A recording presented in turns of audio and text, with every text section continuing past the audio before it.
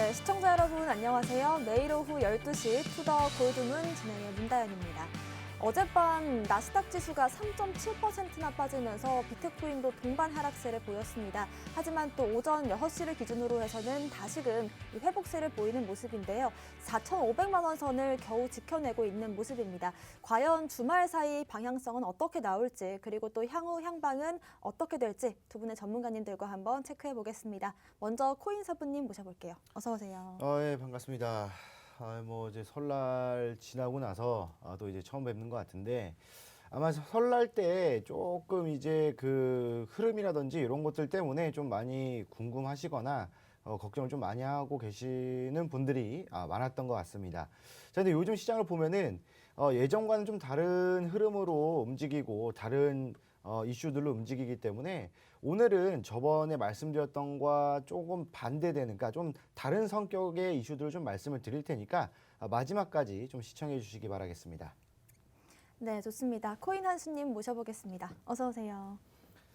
네, 반갑습니다. 설날 지나서 두 번째 뵙는 것 같은데요. 일단 시장 자체가 뭐랄까요? 일단 너무 좀 재미가 없다라고 할까요? 일단 시장이 뭐 이렇게 뭐 큰 이슈도 없고 큰 문제도 없고 그렇게 흘러가는데 왜 가격은 안 오르나? 좀 이런 좀 답답한 마음을 저도 조금 가지고 있는데요. 일단은 앞으로 있을 나머지 이슈들을 조금 지켜볼 필요가 있을 것 같아요. 지금 시장 상태는 앞으로 있을 이 이슈에 좀 대처하기 위해서 조금 뜨뜻미지근하게 조금 계속 횡보를 이어가고 있는 것 같은데, 저희도 일단 향후 있을 뭐 이 FOMC나 소비자 물가지수 등등을 조금 예측을 하면서 같이 좀 대처할 필요가 있다. 그거에 따라서 이 향후 비트코인의 이 가격 향방 그리고 흐름을 좀 예측할 수 있다라고 말씀을 드릴 수 있을 것 같습니다. 네, 이슈 체크해보면서 비트코인 방향성 잡아보겠습니다. 코인 이슈 흑과 백, 먼저 악재부터 살펴보겠습니다. 코인사부님.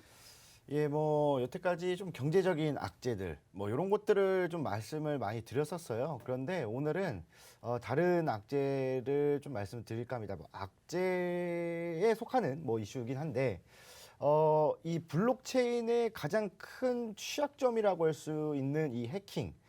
예전에도 이 거래소 해킹이라든지 아니면 메인넷에서 중간에 가로로 채가지고 4천억 원 상당 이런 정도의 코인을 가져간다든지 빼간다든지 이런 일이 좀 많았습니다. 그런데 최근에는 우리가 흔히 알고 있는 개인 지갑으로 알고 있는 이 메타마스크까지 해킹이 되는 사례가 좀 이제 있어서 좀 이제 말씀을 드릴까 해요. 이 개인 지갑 메타마스크 상당한 보안성을 좀 유지를 하고 있고, 이 흔히 이제 다른 기기에서 접속을 하려면 우리가 흔히 알고 있는 이 보안 구문 12가지가 있습니다. 이 12가지를 순서대로 입력을 해야 그 지갑에 접속을 할 수 있고, 이 구문은 나밖에 모르는, 그래서 흔히 그런 말을 했잖아요. 메타마스크에 엄청난 양의 코인이 있는데 내가 만약에 사고로 사망을 하게 된다면 아무도 접속을 못 한다. 그래서 그게 사라진다. 이런 이야기도 있을 정도로 엄청난 그 보안을 좀 자랑했던 지갑이었는데, 최근에 이런 지갑까지 좀 해킹이 되는 사례가 있었습니다. 그래서 지금 다양한 곳에서 해킹 피해가 있어요. 해킹 피해가 있고, 이 개인 보안 강화에 좀 이제 힘을 쏟아야 되는데, 이게 어떻게 좀 해킹이 되고 어떤 흐름으로 좀 진행이 되는가 좀 봤더니, 그냥 내가 메타마스크를 내가 그냥 핸드폰으로 좀 보고 있는데, 내가 가지고 있는데, 그냥 갑자기 해킹이 당하지 않습니다. 이게 어떻게 해킹을 당하냐면, 이 메타마스크와 연동을 시키는 게 있어요. 예전에 제가 NFT 코인으로 좀 말씀을 드렸던 갈락게임즈 같은 경우에도, 이 갈락게임즈에서 이제 이렇게 그 게임을 해서 보상을 코인으로 받잖아요. 그 코인을 보상을 받고 복스라든지 이런 것들이 있습니다. 근데 그런 것들이 시드 구문이라든지 이런 이더리움 여러분들 컴퓨터에 좀 확인해 보셔야 되는데, 이더리움 키라고 해가지고 그게 컴퓨터에 깔려 있는 경우에는 빠르게 좀 조치를 취하시는 게 좋습니다. 그런 걸 그렇게 깔려 있으면 이 이더리움 키가 거의 공의 인증서처럼 적용이 되면서 이 메타마스크라는 이걸 다 뚫어버릴 수가 있습니다. 그래서 이 해커들이 그거를 통해서 최근에 갈락게임즈의 피해 사례가 좀 증가하고 있어요. 제가 저번에 말씀드렸던 캐릭터 하나에 용 하나에 60억짜리 요것도 털릴 수가 있습니다. 그게 최근에 캐릭터 하나에 3천만 원, 5천만 원, 이게 지금 현재 계속적으로 한 계정으로 계속 빨려나가고 있는 상황을 지금 이제 포착할 수가 있습니다. 그래서 뭐 이런 경우에는 뭐 해외로 빠져나가기 때문에 뭐 어떻게 손 쓸 방법이 없다라는 이야기가 나오고 있어요. 그러면 뭐 우리가 뭐 사이버 문제라든지 이런 것도 있으면 사이버 수사대 의뢰를 해서 뭐 사건 경위라든지 이런 것들을 딱 취합을 해가지고 조사를 해서 범행 사실이 있다. 그러면 이거를 이제 그 범인을 잡아서 다시 회수를 한다든지 이런 게 진행이 돼야 되는데 지금 여기서는 그게 전혀 통하지 않습니다. 그냥 빨려 나가면 그냥 거기서 끝인 거예요. 그냥 만약에 내가 예를 들어서 캐릭터 하나에 또는 뭐 내 NFT 하나에 뭐 3천만 원, 2천만 원이다. 근데 그게 해킹을 당했다. 그럼 거기서 그 가치를 그냥 잃어버리게 되는 겁니다. 자, 그렇기 때문에 지금 이 블록체인에 대한 그다음에 이런 이제 기술력이 있는 이런 이제 NFT라든지 이런 고가의 물품들 같은 경우에도 손쉽게 빼갈 수 있는 경우가 있기 때문에 제가 항상 좀 말씀드리는 게 있는데 뭐 컴퓨터로 웬만하면 그러니까 이런 이제 NFT라든지 물론 게임을 하는 컴퓨터를 따로 장만을 하시고 이 컴퓨터로 뭐 인터넷을 또 사용한다거나 뭘 다운받으시다거나 이러시면 절대 안 된다. 그리고 최근에 그런 것도 있잖아요. 뭐 카페나 이런 데서 이제 공용 충전기로 충전을 하면 그 충전기에 내장되어 있는 메모리 칩으로 인해서 내 개인 정보랑 이런 것들이 다 빠져나갑니다. 그러니까 뭐 메타마스크 시도 구문까지 빠져나갈 수가 있어요. 그래서 뭐 웬만하면 뭐 공용으로 사용하는 뭐 핸드폰 충전기 이거 사용하지 마시고 개인적으로 들고 다니시는 게 가장 좋고 컴퓨터도 마찬가지로 내가 만약에 뭐 이런 NFT라든지 이런 것들을 한다. 그러면 요것만 하는 컴퓨터를 따로 만드시는 게 좋겠다라는 좀 말씀을 드리고 싶고요. 그다음에 지금 이런 그 해킹에 대한 부분들이 계속적으로 좀 나아지고 있어요. 예전에 뭐 거래소 해킹, 그다음에 이번에 또 뭐 메타마스크라든지 이런 개인적인 지갑까지 또 해킹이 당하는 경우가 많기 때문에 아무래도 이런 부분들 때문에 좀 투자 심리가 위축이 될 수 있다는 겁니다. 자, 그런데 이거는 좀 국한되어 있는 상황이라는 거예요. 그러니까 범용으로 좀 적용할 수 있는 그런 것들이 아니라 좀 특정 사람들, 그러니까 이제 뭐 갈라게임즈라든지 뭐 특정 NFT를 이용하는 사람들의 그것도 몇 명에 해당하는 뭐 이런 해킹이기 때문에 뭐 그렇다고 해서 엄청난 악재다 이런 게 아니라 이렇게 해킹에 대해서 좀 경각심을 가져야 되고 이런 부분들이 있기 때문에 조심해야 된다. 그래서 여러분들 지금 이제 TV 시청을 하고 계시는 여러분들 같은 경우에는 제가 방금 말씀드렸던 부분들을 좀 지키시면서 여러분들 재산 좀 지키셨으면 좋겠다라고 좀 말씀을 드리겠습니다. 네, 예전부터 이 암호화폐 시장의 거래소 해킹 이슈부터 여러 가지 해킹 이슈들이 있었는데요. 이번에는 또 메타마스크 관련해서 해킹 사건이 나오면서 전반적인 투자 심리가 위축될 수 있지만 특히나 이런 시점에서 좀 더 많은 분들께서 조심하셔야 된다라는 당부 말씀 주셨습니다. 코인한수님의 오늘의 악재부터 살펴보겠습니다. 일단은 오늘 뭐 악재가 없는 게 악재겠죠. 일단 뭐 특징적인 뭐 이렇게 문제가 없는데 가격이 떨어지는 게 있고 뭐 그다음에 오르는 게 없다라고 생각을 하면 뭐 이런 것도 어떻게 보면 또 뭐 이유 없이 떨어진다 이것도 악재라고 볼 수 있을 것 같아요. 일단은 제가 오늘 가져온 내용은 일단 채굴 관련해서 이 카자흐스탄 관련해서 좀 내용을 가져왔어요. 예전에 저번 달이죠. 저번 달부터 그 카자흐스탄의 반정부 시위에 의해서 이 전력 공급이 끊어진 이후에 이 세계 2위 허브인 이 카자흐스탄에서 이제 채굴 관련해서 문제가 생기기도 했죠. 그래서 이 해시레이트에 또 문제가 됐을 거고요. 그래서 그 후에 이제 또 비트코인이 조금 영향을 받아서 떨어지는 모습을 보여줬는데 그 후에 이제 카자흐스탄의 이 반정부 시위가 조금 안정이 된 후에 다시 채굴을 좀 시작을 한다. 라는 이런 내용이 있었는데요. 그러고 나서 좀 찾아보니까 아직 제대로 채굴을 좀 진행을 못하고 있는 것 같아요. 왜냐하면 일단은 지금 카자흐스탄 정부에서 전력 공급난을 좀 겪고 있다라고 합니다. 그렇기 때문에 지금 너희 채굴하면 안 돼. 그래서 너희 채굴에 쓸 전력이 없으니까 우리가 좀 쓸게. 그래서 채굴을 좀 금지하고 있었는데요. 근데 이후에 뭐 1월 말까지 그거를 좀 금지하겠다라고 했었는데 이걸 좀 더 다시 늘려가지고 올해 7월까지, 올해가 이번 달 7월까지 이 전력 공급을 좀 중단을 하겠다라는 내용이 나왔었고요. 아마 일단 카자흐스탄 자체에서 일단은 2위 허브니까 뭔가 이렇게 자꾸 돌아가야 시간과의 또 싸움이기도 합니다. 이 채굴을 한다라는 것 자체가 어마어마한 전력도 필요하고 그다음에 고스펙 컴퓨터도 필요하지만 그만큼 또 시간이 필요한 게 있거든요. 근데 이 카자흐스탄이 그걸 못 꿀린다. 그러면 당연히 해시레이트가 또 떨어질 때고요. 그리고 최근에 이 카자흐스탄에서 또 가까운 접경지죠. 이 러시아가 또 최근에 이 우리 지금 채굴 3위 허브인 러시아가 오히려 우리는 남아도는 전력이 많아. 지금 러시아 넓은 영토에서 전력이 남아도는 곳이 많으니까 그곳에서 채굴하는 게 어때라는 이제 스탠스로 좀 취하고 있는 것 같아요. 그렇게 되면 이제 카자흐스탄에서 사람들이 하고 있던 이제 채굴하고 있던 이 마이닝하고 있던 사람들이 이제는 러시아로 좀 옮겨가지 않을까라고 좀 생각을 하고 있습니다. 러시아 입장에서는 오히려 더 좋은 거죠. 스탠스 자체는 러시아 우리 너희 전력을 써. 그래서 우리 세금을 받을게. 그거 받아서 우리 러시아가 자체적으로 뭐 세금을 쓸 거야라는 이런 방향성을 가지고 있는데요. 그렇게 되면 이제 러시아가 앞으로 2위 허브까지 좀 넘볼 수 있는 지경이 좀 그런 사이즈까지 올라가지 않을까라고 생각을 하고 있고요. 그리고 또 이거 악재라고 좀 말씀드린 건데 일단 유럽 증시 포함해서 일단은 나스닥 뭐 3대 지수 다 떨어진 모습을 볼 수 있었어요. 일단 영국 자체에서 일단 금리 인상할 거라는 이제 내용 때문에 영국 뭐 미국 한국 다 포함이죠. 이렇게 영국에서 이제 금리 인상할 거야라는 내용이 나오고 있는데 포인트가 한 0.5% 정도 되는 것 같아요. 보통 0.5%를 안 하고 0.25% 정도를 하거든요. 근데 영국에선 지금 0.5% 정도 할 거라는 내용 때문에 이제 투자 심리가 좀 위축이 됐다라고 볼 수 있습니다.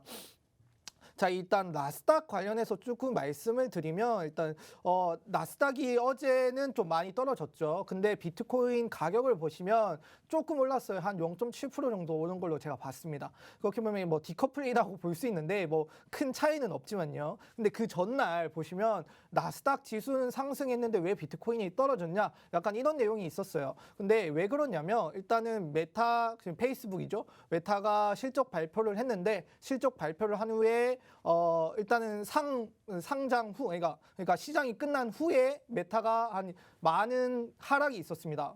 왜 하락이 있었냐면 일단은 메타가 다음 분기 실적을 예측하는 수치를 내놓을 텐데요. 그 수치가 생각보다 너무 작게 좀 약간 겁먹고 내놓은 수치가 있었던 것 같아요. 그래서 사람들이 그 수치를 보자마자 이거 저렇게 내놓으면 향후 미래가 조금 어두운 거 아니야? 라는 생각을 했던 것 같습니다. 그렇게 해서 일단 메타를 뿌리기 시작을 했고요. 그리고 어제 나스닥이 왜 떨어졌냐면 그 여파가 이어진 거죠. 왜냐하면 일단은 페이스북이 저렇게 좀 소극적으로 실적을 내놓는데 다른 기업들이 실적이 좋을 거라는 전망이 없다. 약간 이런 심리가 좀 작용을 한 건지 어제 많은 주식들이 뭐 애플 포함 테슬라, 페이스북, 뭐 마이크로소프트 등등 모든 주식들이 다 마이너스 찍는 모습을 보여줬죠. 근데 비트코인은 또 올라갔다 이 말이죠. 그러면 이거는 왜 올라갔냐? 그 전날 이미 선반영돼서 비트코인 가격 자체가 5% 정도 떨어졌죠. 5% 정도 떨어진 게 다 선반영이 된 이후의 모습인 것 같아요. 이런 걸 보면서 사람들은 정말 우리가 알게 모르게 빠르게 대처를 하고 매도를 하고 있는 모습을 좀 나타내고 있는 것 같습니다. 자, 그리고 오늘이죠. 오늘에 이제 비농업 고용지수 발표를 한다고 합니다. 미국에서 10시 반에 이 비농업 고용지수 발표를 하는데요. 일단 고용지수 발표를 할 때마다 여태까지는 그래도 좀 플러스인 모습을 좀 보여줬었어요. 근데 시장이 예측하는 것보다 좀 수치가 낮게 나왔지만 그래도 플러스인 모습을 보여줬는데요. 이게 뭐 보니까 미리 보기라는 그런 게 있더라고요. 어떻게 향후 발표가 될지 좀 나타내는 뭐 리포트를 보일 수 있는데 보니까 마이너스가 찍힌 좀 미리 보기가 나와서 조금 좀 걱정을 했었습니다. 그래서 오늘 이 비농업 고용지수 오늘 밤 10시 반에 발표가 되는데요. 이 수치에 따라서 어떻게 지금 이 인플레이션이 잡히고 있냐 아니면 고용률이 좀 높아지고 있냐를 좀 예측할 수 있을 것 같고요. 그리고 2월 10일에 이제 소비자 물가 지수 발표가 있습니다. 아무래도 이 소비자 물가 지수 발표에 따라 인플레이션이 지금 잡히고 있냐 마냐 지금 FOMC 패드에서 처음에 얘기를 했었죠. 지금 고용률이 안정화되고 있어. 근데 고용률이 안정화되고 있는데 비농업 고용 지수가 지금 마이너스로 나온다라면 지금 패드가 생각하는 것보다 상태가 안 좋을 수도 있다라고 예측을 할 수도 있고요. 그리고 오늘 소비자 물가 지수가 발표되는데 이 포인트에 따라서 지금 한 달 정도 지났는데 과연 이 인플레이션이 조금씩 잡히고 있나? 이 잡히고 있다라면 3월 달도 소비자 물가 지수가 발표되겠죠. 그리고 3월 중순에 FOMC가 발표가 있을 거고요. 지표를 좀 중시하는 패드 입장에서는 이 지표를 가지고 결과를 발표를 할 거고 향후 어떻게 할 건지 정할 텐데 일단 오늘 발표 그냥 10일 날 발표되는 거에 따라서 우리도 간단히 우리도 좀 예측할 수 있는 시장이 좀 나오지 않을까라고 생각을 하고 있습니다. 그래서 일단 이런 발표를 좀 보면서 여러분들도 좀 시장에 대처할 필요가 있다라고 말씀을 드릴 수 있을 것 같습니다. 네, 크게 세 가지 이슈 짚어주셨습니다. 먼저 카자흐스탄이 7일까지 채굴용 전력 공급을 중단한다 이런 이슈부터 해서요. 유럽 증시가 하락하고 있고 미국 증시도 지금 떨어지고 있는데 특히나 영란은행에서 금리 인상을 0.5%가량 할 수 있다 이런 가능성이 나오고 있습니다. 또 마지막으로는 오늘 비농업 고용지수가 발표가 되고 또 2월 10일에 소비자 물가지수가 발표될 예정인데 이 부분도 체크하시면서 투자하시면 도움 될 것 같습니다. 오늘의 호재도 살펴보겠습니다. 코인사부님. 네, 오늘 호재 또 이제 또 특별한 또 이야기를 또 가지고 나왔는데 그 예전부터 그 이 코인 또는 이 코인과 관련된 모든 행위를 불법이라고 규제를 했던 이 중국에서 좀 나온 이 호재입니다. 이 어떤 거냐면 지금 이제 그 중국 정부 지원을 통해서 이 블록체인 프로젝트를 진행합니다. 근데 이 블록체인 프로젝트를 진행하는 이 시범 지구를 선정을 했습니다. 그래서 총 15곳을 선정했거든요. 그래서 시범 지구 15곳, 그 15곳 안에서 뭐 이제 프로젝트를 진행할 기업과 단체 등 총 164곳 정도를 이제 선정을 했어요. 그래서 지금 어떻게 보면은 이 블록체인을 뭐 블록체인과 코인을 뭐 따로 놓고 본다면 볼 수도 있겠지만 사실 이걸 따로 놓고 볼 수가 없잖아요. 코인이고 블록체인이고 블록체인이고 코인 뭐 이렇지 않겠습니까? 그렇다고 한다면 이 블록체인 이 프로젝트를 진행하면서 이 지구를 선정했다는 것은 시범 지구를 선정했다는 것은 엄청난 호재로 우리가 받아들일 수가 있다라는 겁니다. 그리고 이제 정부 후원으로 진행하는 이 BNS 이것도 일부 서비스를 진행을 했어요. 그래서 이 BNS 같은 경우에는 이 중국 코인이라고 그냥 보시면 되겠습니다. 그래서 요것들을 좀 종합적으로 따져본다면 상당한 호재다라고 좀 보시면 될 것 같아요. 요것들이 왜 호재냐라고 좀 말씀을 이렇게 여쭤보신다면 예전 2017년도에 어떤 일이 있었냐면 2017년도 하면은 그때 가장 큰 바람이 불었던 게 물론 코인도 있겠지만 그때 이 인공지능에 대한 바람이 엄청나게 심했습니다. 그래서 뭐 미국이라든지 뭐 각국 유럽 이런 데에서도 지금 인공지능이 앞으로 우리 삶에 또는 우리 이 생활에 엄청난 영향을 줄 것이고 인공지능 없이는 못 살 정도가 된다라는 분석이 그때 계속 나오고 있었거든요.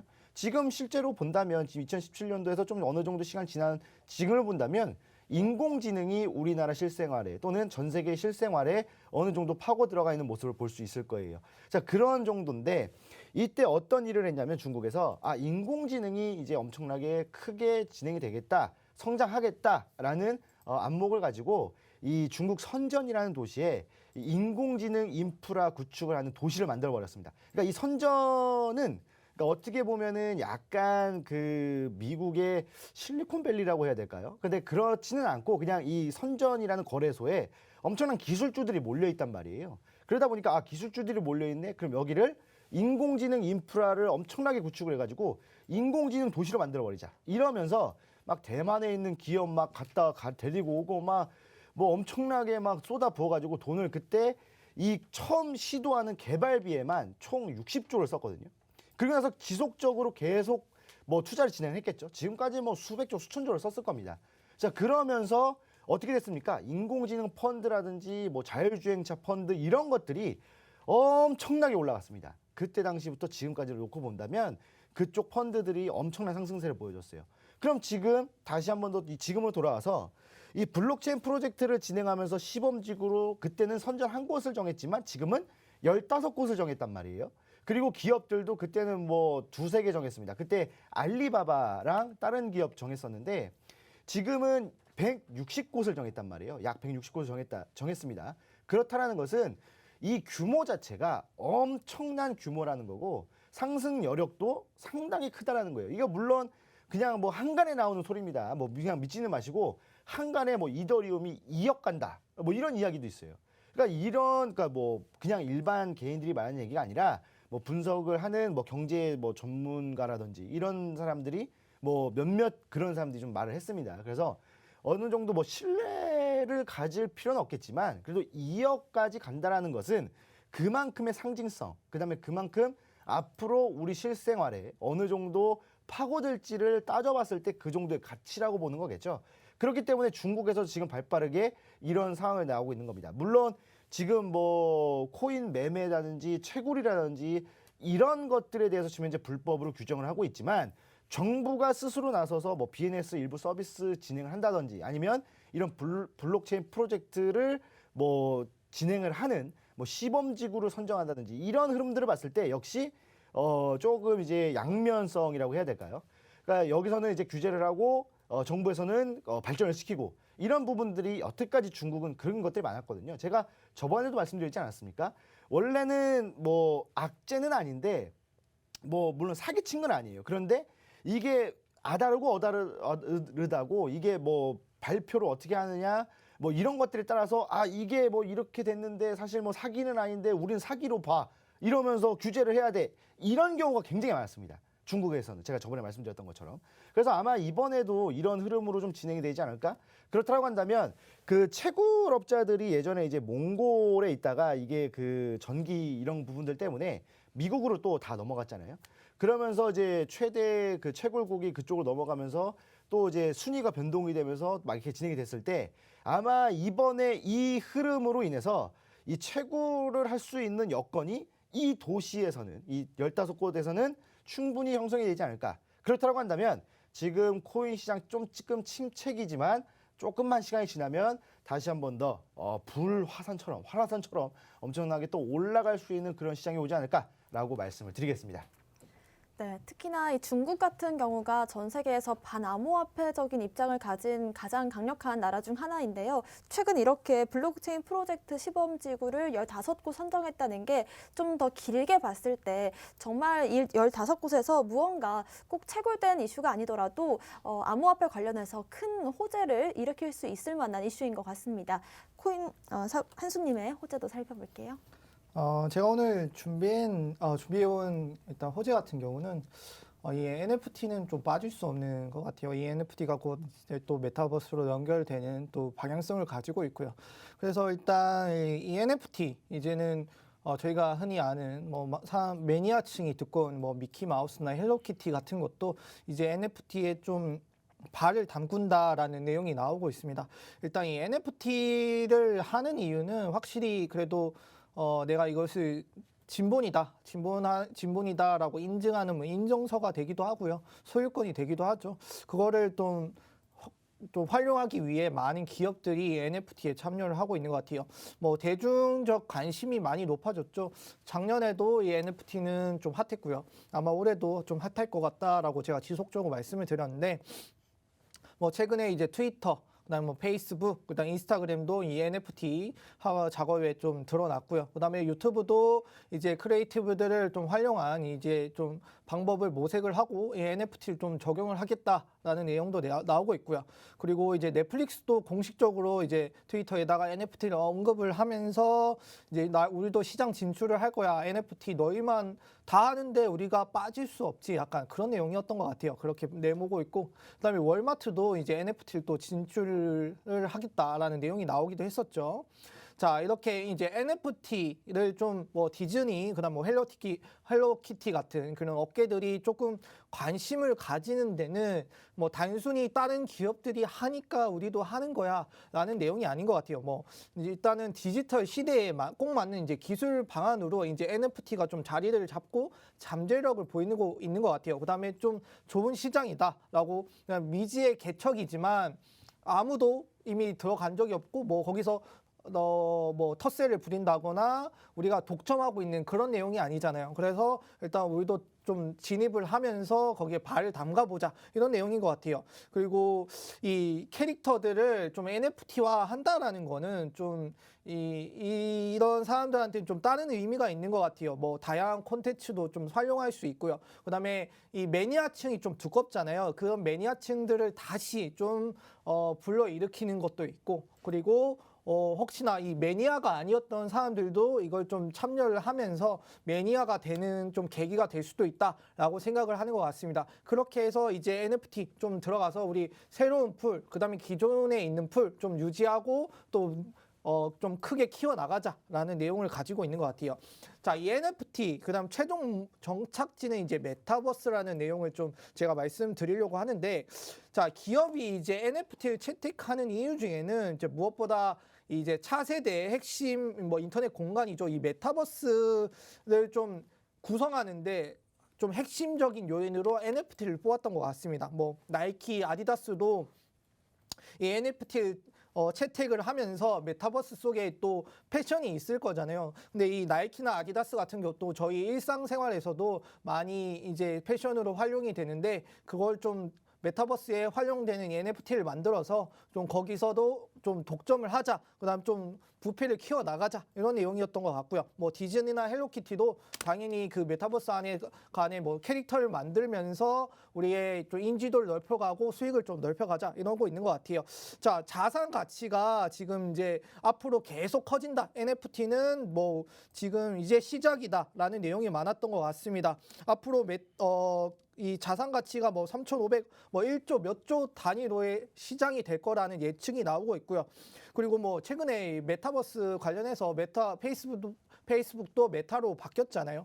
그 메타도 지금 이제 원래는 메타에서 이 암호화폐 시장에 그다음에 스테이블 코인을 만들고 있었는데 그 좀 잘 안 됐어요. 그래서 이 스테이블 코인을 시도를 하다가 SEC로부터 너무 많은 제재를 받아서 이거를 다른 기업에 팔았는데 그 기업이 이제 실버게이트라는 은행입니다. 실버게이트 은행을 간단히 말씀을 드리면 패드죠. 패드 연방의 좀 멤버에 속하는 은행인데 암호화폐 은행을 좀 관리를 하는 은행인데 좀 보면서 패드의 멤버가 들어가 있는 은행이 지금 스테이블 코인을 출시하겠다라는 내용을 좀 담고 뉴스를 냈던 것 같아요. 그런 걸 보면서 패드는 좀 암호화폐 시장을 싫어하진 않구나. 만약에 싫어하게 되더라도 자기 가족이 있는데 가족을 좀 내팽개치면서까지 싫어하진 않을 것 같다라는 좀 내용도 생각을 해봤고요. 그리고 그냥 최근에 일단 구글 관련해서도 좀 말씀을 드려야 될 것 같아요. 지금 구글도 NFT를 조금 한다라고 했잖아요. 근데 이 구글이 이제 좋은 실적도 발표를 했고요. 그래서 뭐 액분도 한다라고 합니다. 20대 1 액분을 하고 있는데 블록체인을 도입을 하겠다. 유튜브에 아까 말씀드렸던 것처럼 유튜브에 NFT를 도입을 하겠다라고 나와 있습니다. 이런 걸 보시면서 기업들은 점차 우리 뭐 제가 누누이 말씀드린 것처럼 가격과는 별개로 항상 뒤에서는 발전을 이루고 있고 곧 다시 이게 이 암호화폐 시장 가격에 반영이 될 거라 조금만 기다리시면 다시 상승하는 모습을 보여줄 수 있다라고 좀 말씀을 드리도록 하겠습니다. 네, NFT 시장의 호재들과 함께 이게 곧 가격 상승으로 이어질 것이다. 이런 전망까지 짚어주셨습니다. 오늘도 이렇게 코인 이슈 흑과백 살펴봤고요. 자, 저희는 잠시 뒤에 코인콕으로 돌아오겠습니다.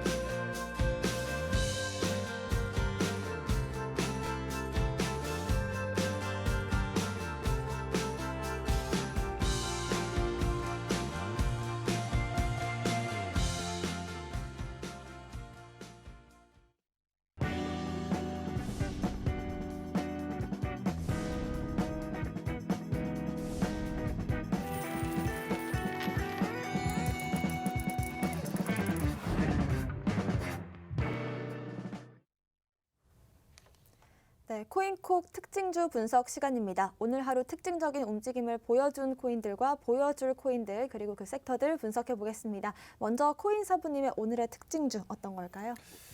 예, 뭐 저번에 좀 말씀을 드렸던 그 코인 중에 하나 가져왔는데 오늘 이제 제가 특징주로 뽑은 코인은 이제 아이오타라는 코인이 되겠습니다. 아이오타 제가 저번에 말씀드렸던 것처럼 사물 인터넷 관련돼 있는 코인이에요. 그래서 M2M 플랫폼을 또 제공하기도 하고요. 사물 인터넷 제가 저번에도 말씀을 드렸던 것처럼 요즘 뭐 사물 인터넷 같은 경우에 뭐 이제 물건과 물건 뭐 이어서 진행을 한다.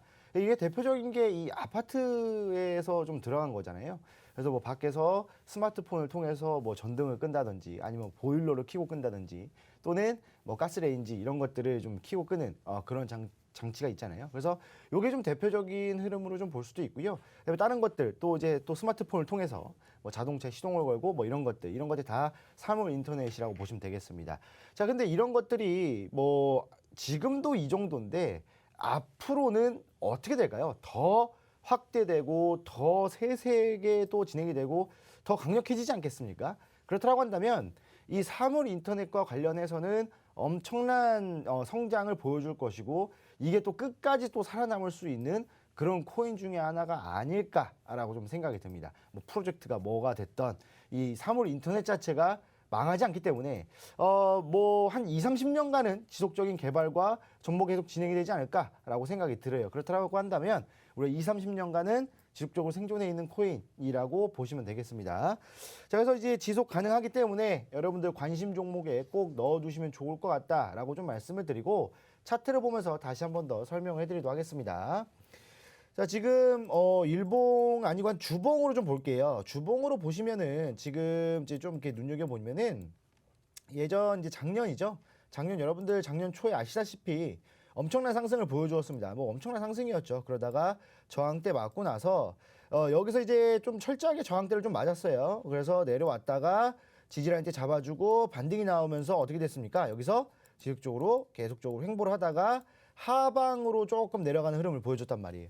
그러면서 지금 지지라인 대를 보시게 되면은 이쪽에서 지지라인 대를 잡아주고 있는 상황인데 딱 지지라인 대 잡아주고 있으면서 어떻게 됩니까? 뭐 중간중간 거래량이 들어오는 구간은 있었어요. 그런데 이런 때는 뭐 한 번 더 가격대를 올려주었고 뭐 이런 경우를 제외하고는 일정한 거래량이 들어왔다라고 우리가 판단해 볼 수가 있거든요.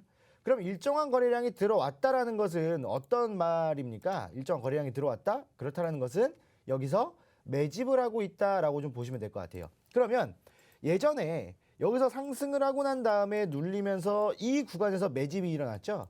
매집이 일어난 다음에 쭉 올라오면서 어떻게 됩니까?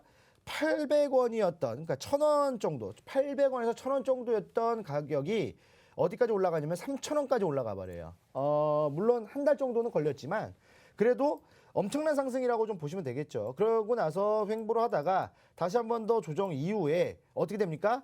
비슷한 거래량이 들어와 주면서 여기서 다시 한 번 더 매집 구간이 일어나고 있다라는 겁니다. 그럼 어떻게 될 것 같아요? 이번 달에서 다음 달 정도까지 뭐 3,000원은 아니어도 어디까지겠습니까? 한 2,500원이나 이쪽까지는 충분히 올라갈 수 있는 여력이 있다. 물론 2,000원의 저항 라인대가 존재하고는 있지만 지금부터 2,000원까지 올라간다 하더라도 2배 정도의 상승입니다. 그렇다고 한다면 지금 이 아이오타라는 코인 같은 경우에는 물론 이제 사물 인터넷과 관련해서 뭐 어플리케이션 플랫폼도 서비스를 하고 있지만 앞으로의 성장을 눈여겨 본다라고 한다면, 그러니까 좀 미래 가치 이런 뭐 짧게 뭐 30% 50% 이렇게 수익을 보는 것도 좋겠지만 저는 좀 크게 보면서 좀 큰 수익, 그러니까 뭐 몇백 프로 정도 이런 정도의 수익, 좀 목돈이 될 만한, 좀 큰 돈이 될 만한 수익을 원하기 때문에 좀 미래 가치를 본다라고 하시는 분들께서는 뭐 2,000원, 3,000원이 아니라 충분히 4,000원 또는 5,000원까지도 볼 수 있는 그런 코인이 아닌가라는 생각이 듭니다. 지금 예전에 지속적으로 상장하고 나서 그냥 바닥에 있던 코인이 작년 초에 뭐 그냥 상승에 힘입어서 엄청난 상승을 보여줬어요. 300원이었던 게 5,000원까지 올라가주는 상승을 보여줬거든요. 그리고 나서 눌렸다가 횡보하면서 매집을 보여주고 있다라고 한다면 뭐 단기간에 5,000원까지는 아니더라도 충분히 2,500원에서 3,000원까지는 가능하다. 그리고 정말 그 미래 가치죠. 이 사물 인터넷, 그다음에 우리 뭐 아파트 자동차뿐만 아니라 모든 곳에 다 접목이 된다라고 했을 때 미래 가치성을 본다라고 한다면 충분히 이 이상까지도 노려볼 수 있는 게 아이오타. 그렇기 때문에 여러분들 관심 종목에 꼭 넣어두시고 뭐 일봉상으로 매수 타이밍이 온다라고 한다면 충분히 매수할 만한 가치가 있다. 만약에 1,080원 정도 지지라인대를 형성해 준다면 한 번 더 반등할 수 있는 구간을 만들어줄 수 있기 때문에 이런 것들은 좀 관심 종목에 넣어두시고 지켜보시면 좋다라고 말씀을 드리겠습니다. 네, 오늘의 특징주가 꼭 추천, 공략주는 아니겠지만 이렇게 지금 매집을 하고 있는 모습이 포착되는 그래프는 어떤 차트인지 한번 분석을 해주셨습니다. 특히나 좀 더 큰 수익을 원한다면 이런 그래프에 좀 눈여겨보는 것도 좋은 방법일 것 같습니다. 코인 한수님의 오늘의 특징주 어떤 걸까요? 제가 오늘 들고 온 이 특징주는 제가 좋아하는 스택스도 들고 왔습니다. 한 몇 번씩 하는 것 같아요. 일단 이 스택스 간단히 말씀을 보면 비트코인에 대한 디파이 스테이킹을 좀 도와주는 것도 있고, 이거 NFT 앱과 그다음에 이 스마트 컨트랙트죠. 이걸 좀 잘 할 수 있게 원활하게 할 수 있게 좀 도와주는 코인이라고 생각을 하시면 될 것 같아요. 그다음 웹 3.0에 또 필요한 코인이기도 하죠. 자, 이 스택스 좀 일단 바로 그 특징적인 이슈가 있는데, 일단 2월 19일에 이제 메탈라이프 비전에 NFT를 드롭을 한다라고 합니다. 한정판 NFT를 드롭을 할 텐데요. 이 NFT가 지금 시중에서 많이 거래가 되면서 이 가치를 좀 받고 좀 인정을 받고 있는데요. 이게 스택스에서 이 NFT 드롭을 하기 때문에 이걸 받으셔가지고 향후에 좀 한정판이라는 그런 내용을 가지고 좀 수익을 낼 수 있지 않을까라고 또 좀 말씀을 드릴 수 있고, 그리고 이제 NFT를 받으려면 이 스택스라는 코인을 또 소지를 하고 있어야 되잖아요. 그래서 이 스택스 매수 가능성도 조금 볼 수 있지 않을까라는 그런 기대를 가지고 왔습니다. 일단 차트를 통해서 한번 말씀을 드릴게요. 일단 스택스 현재 1,760원의 가격대를 형성하고 있는 것 같아요. 예전에 일단 10월 말, 그러니까 작년 10월 말부터 그다음에 1월 초까지 가격대가 거의 위에서 많이 놀았는데요. 이때 보면 확실히 디파이 관련해서 그다음에 웹3 관련해서 항상 이슈를 많이 받을 시기였던 것 같아요. 그 시기에 똑같이 이제 스택스도 덩달아 좀 힘을 받아서 가격대가 상승을 했었는데요. 현재 그 이후에 조금 디파이 관련해서는 지금 좀 법규가 좀 들어오면서 그다음에 활용도가 아직은 좀 리스크가 있다라는 내용도 있고, 웹3 관련해서도 아직 웹3의 그 기본 베이스가 탈중앙화잖아요. 근데 탈중앙화가 아직 제대로 되지 않고 있다라는 내용도 많이 나오고 있기 때문에 그 웹3를 하기 위한 그 기업이 독점을 하고 있기 때문에 탈중앙화가 아직 조금 힘들다라는 내용이 좀 나오고 있는 것 같아요. 그 이후에 시장과 더불어서 좀 떨어지는 모습을 보이고 있는데요. 현재 일단은 조금에 올라갔다 내려갔다를 이렇게 반복을 하면서 1,900 밑에 1,900원대를 잘 못 뚫는 수치를 보이고 있는 것 같아요. 그래서 만약에 이 지금 박스권을 형성을 하고 있는데요. 이 1,900원을 좀 뚫어준다라면 그 위에까지 쉽게 가격대가 매물대가 별로 없습니다. 보시면 여기랑 여기밖에 없거든요. 그리고 더 위를 가더라도 이미 이때 그 매물대를 가지고 있는데, 그 위에 매물대 이렇게 보이시는 것처럼 어마어마한 매물대를 가지고 있는 것보다는 그래도 이런 시기에는 그날 급등한 코인은 다음날 떨어지기 마련입니다. 흔하게 일어나는 일이에요. 만약에 이게 1,900원을 좀 뚫고 올라가는 급등하는 모습을 보여준다라면 짧게 그 다음에 그 박스권 매물대가 많이 물려있는 그걸 뚫기 힘들단 말이죠. 그 매물대를 가기 전 가격인 2,320원대 한번 좀 보시는 게 어떻나. 지금 그래도 지표상으로는 현재 아직 확실하게 우상향할 수 있다, 긍정적으로 바뀌었다라고 말씀드리긴 조금 어려운 것 같아요. 만약에 1,900원을 좀 뚫어준다라면 그래도 그나마 좀 티가 나는 지표일 것 같은데, 그때 보시면서 좀 진입을 하셔도 될 것 같다라고 말씀을 드리겠습니다. 네, 코인 한수님께서 그간 여러 번 스택스 다뤄주셨는데요. 매매 전략 궁금하신 분들은 참고하시면 좋을 것 같습니다. 지금부터는 특징주 살펴본 이후로 이제 공략주도 살펴보겠습니다. 코인 사부님, 오늘의 공략주는 어떤 걸까요? 오늘 공략주는 NFT 관련해서 제가 좀 많이 말씀을 드렸었는데, 오늘 조금 다른 류의 코인을 좀 말씀을 드릴까 합니다. 폴카닷이라는 코인인데, 여러분들 폴카닷 아시다시피 전력 소모라든지 탄소 배출이 가장 적은 친환경 코인으로 알고 계실 겁니다. 많이 문제가 됐던 이 채굴에 있어서 탄소 배출이 너무나도 심하고 특히 전력 소모가 너무나도 심하다 보니까 아까 우리 코인 한수 전문가님이 말씀하셨던 전력 때문에 채굴 잠깐 중단해라, 또는 몽골에서도 이 계속 채굴을 해서 하다 보니까 몽골 가뜩이나 이제 땅덩이도 넓고 인구도 적은데 정전까지 일어나는 흐름이 나와주면서 중국 정부에서도 이 몰아내는 흐름이 좀 있었잖아요. 그래서 이 전력 소모에 대한 부분들, 그리고 예전에 그 앨런 머스크가 얘기를 했었던 이거 뭐 환경 오염이 너무 심해요. 비트코인 결제 안 받아요. 이런 이야기도 있었잖아요. 그러니까 지금 가장 문제가 되고 있는 부분들이 뭐 채굴도 채굴이지만 이 채굴을 통해서 나와주는 이 환경 오염이라든지 전력 소모 이런 것들이 좀 가장 큰 문제로 좀 대두되고 있는 상황에서 가장 탄소 배출과 전력 소모가 적은 코인으로 선정이 됐습니다. 폴카닷이. 그래서 뭐 폴카닷뿐만 아니라 뭐 솔라나라든지 뭐 테조스 뭐 이런 코인들도 저탄소 그다음에 저전력 이런 것들이지만 그 중에서도 가장 적은 소모를 하고 가장 적은 배출을 하는 코인이 폴카닷이다라고 좀 보시면 되겠습니다. 그래서 지금 정책, 정부 정책이죠. 뭐 바이든 정부든 그다음에 우리나라 정부든 그다음에 앞으로 올 대선 이후에 정부든 지금 미국에서는 지속적으로 친환경 정책을 밀고 있습니다. 그 친환경 정책을 밀고 있는 와중에 거기에 포함되어 있는 게 전기차, 자율주행차 이런 것들이 있고 뭐 친환경 재생에너지 이런 것들이 있어요. 그러니까 이런 쪽의 정부 정책을 계속적으로 진행을 하고 이쪽으로 힘을 쏟고 있는 게 지금 이제 미국이거든요. 근데 우리나라도 마찬가지로 미국과 정책을 비슷하게 따라갈 수밖에 없는 상황이 나온다라는 거겠죠. 그렇다고 한다면 물론 이제 뭐 폴카닷이라든지 뭐 그거와 관련돼 있는 뭐 친환경 코인들 같은 경우에도 우리나라뿐만 아니라 전 세계적으로 이런 친환경 정책들이 나와주고 이렇게 뭐 밀어주고 이렇게 한다라고 한다면 이 성장이라든지 그다음에 이 코인의 생존력, 그다음에 이 코인의 생태계 이런 것들은 무궁무진하게 성장할 수 있다라고 좀 보시면 될 것 같습니다. 그래서 지금 최근 저점에서 매집을 행보해주는 흐름을 좀 보여주는데 그 부분들을 차트를 통해서 좀 말씀을 드리도록 할게요. 자, 예전에 그 상승을 했을 때 여러분들 아시겠지만 2021년도 똑같습니다. 모든 코인들의 행보가 똑같습니다.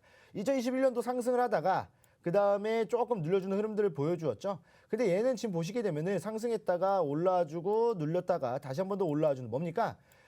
뭐 여기에 뭐 정확한 헤드앤숄더 패턴이 아니라고 말할 수도 있겠지만 이거 헤드앤숄더 패턴이 맞습니다.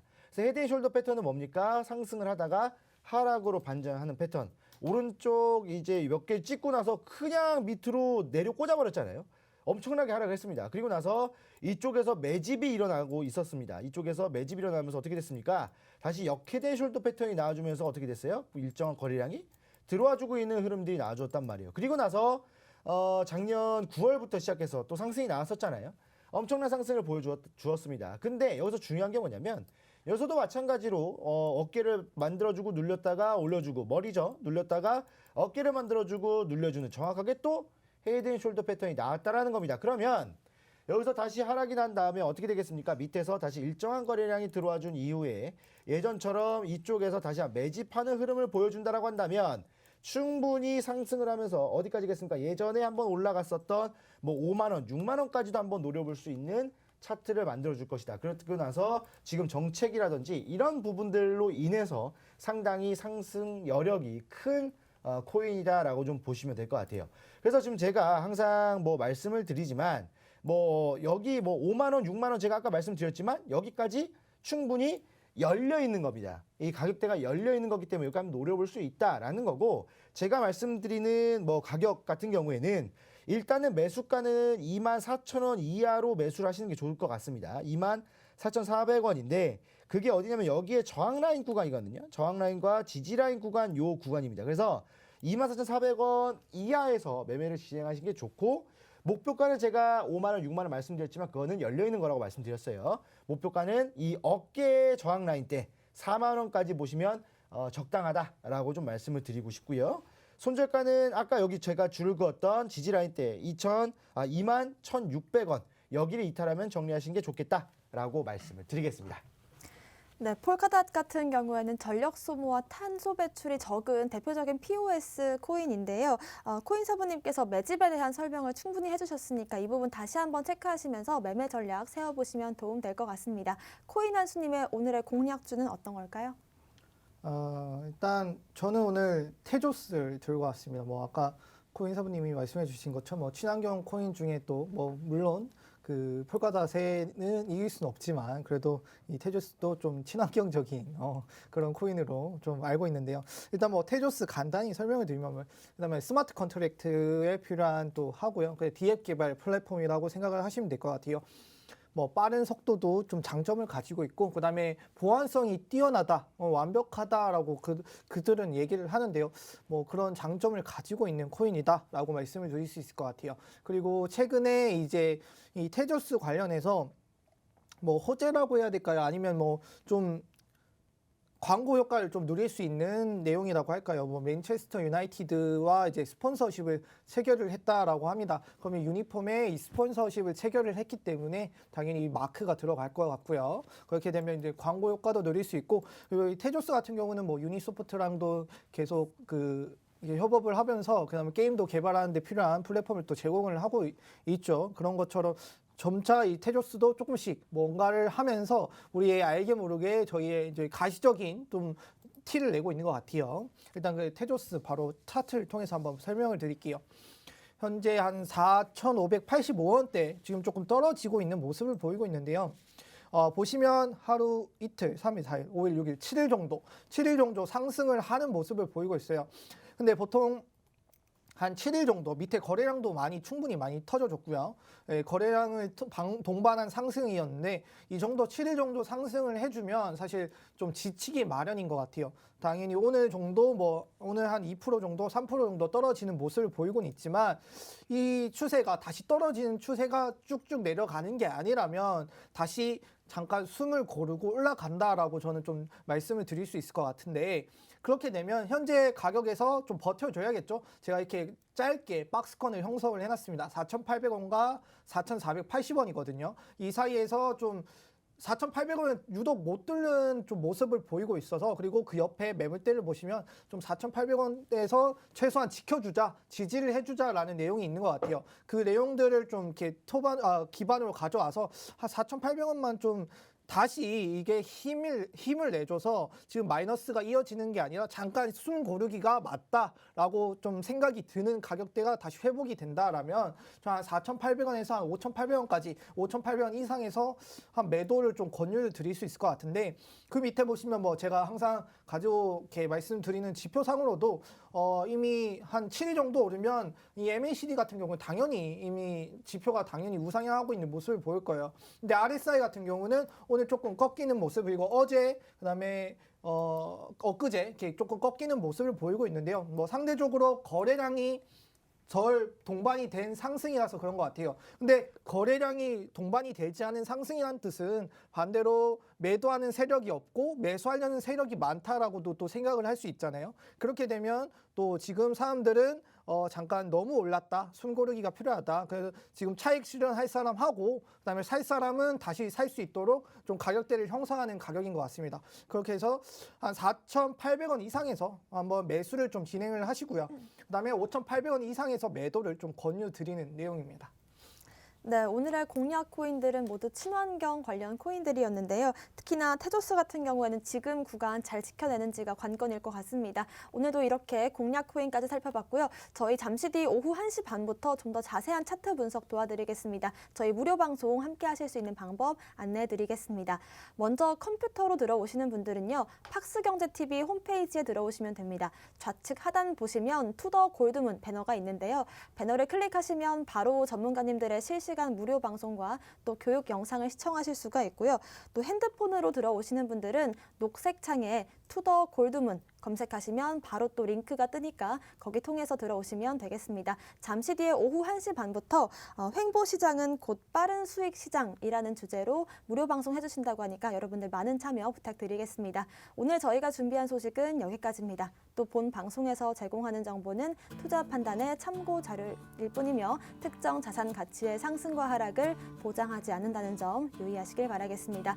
저희는 다음 이 시간에 오겠습니다. 시청자 여러분 고맙습니다.